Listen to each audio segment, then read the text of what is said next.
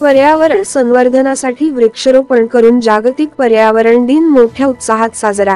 पर्यावरणाचा समतोल राखण्यासाठी प्रत्येकाने एकतरी वृक्ष लावणे काळाची गरज। दिलीप पाचपांडे, खोपोली प्रतिनिधी। जागतिक पर्यावरण दिन ही एक मोहीम आहे जी जगभरातील लोक दरवर्षी 5 जून रोजी साजरी करत असताना खोपोली शहरातील सुभाषनगर व या परिसरातील नागरिकांना निरोगी हवा, निरोगी आरोग्य मिळावे व भविष्यात होणाऱ्या ऑक्सिजनची कमतरता होऊ नये यासाठी तसेच निसर्गाचा समतोल राखण्यासाठी Sanyo special steel manufacturing India private limited कंपनीच्या वतीने जागतिक पर्यावरण दिनाचे औचित्य साधत बुधवार 5 जून रोजी सकाळी खोपोली शहरातील सुभाषनगर येथे जागतिक पर्यावरण दिवस मोठ्या उत्साहात साजरा करण्यात आला।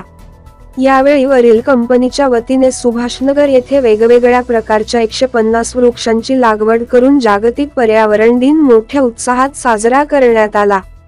यावेळी कंपनीचे व्यवस्थापकीय संचालक Dilip Pachpande, ED. Hirokazu Suzuki, COO. Shri Mishima Kazuya, HR. Vice president आणि फॅक्टरी मॅनेजर श्री तान्हाजी पाठारे आणि कारखान्याचे सर्व विभाग प्रमुख, कामगार आणि कर्मचारी मोठ्या संख्येने उपस्थित होते।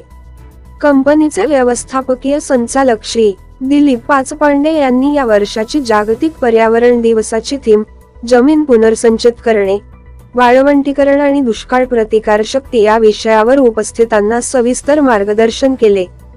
तसेच पर्यावरण संवर्धनासाठी घेत असलेल्या उपाययोजनांची माहिती देत असताना त्यांनी पर्यावरणाचे महत्त्व पटवून देत किमान प्रत्येकाने एक वृक्ष लावून त्याचे संगोपन करून त्याला वाढवावे आणि पर्यावरणाचा समतोल राखण्यासाठी आपले कर्तव्य पार पाडावे असा संदेश कंपनीचे व्यवस्थापकीय दिलीप पाचपांडे यांनी यावेळी दिला।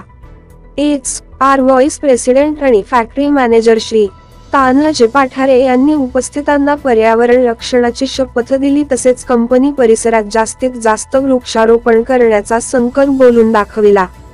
कंपनीचे सेफ्टी अधिकारी श्री प्रशांत जगदाळे यांनी कार्यक्रमाचे सूत्रसंचालन केले। तसेच जागतिक तापमान वाढीची कारणे व घ्यावयाच्या उपाययोजना यावर मार्गदर्शन केले। हा कार्यक्रम यशस्वी करण्यासाठी एच.एस. विभागाचे श्री विशाल शेळके, श्री शैलेश थरकुडे, एच.एफ. विभागाचे श्री प्रकाश बाणे, श्री प्रवीण देशमुख तसेच सुरक्षा व उद्यान विभागाचे श्री रामदास कळसे आणि त्यांचे सहकारी यांनी विशेष परिश्रम घेतले।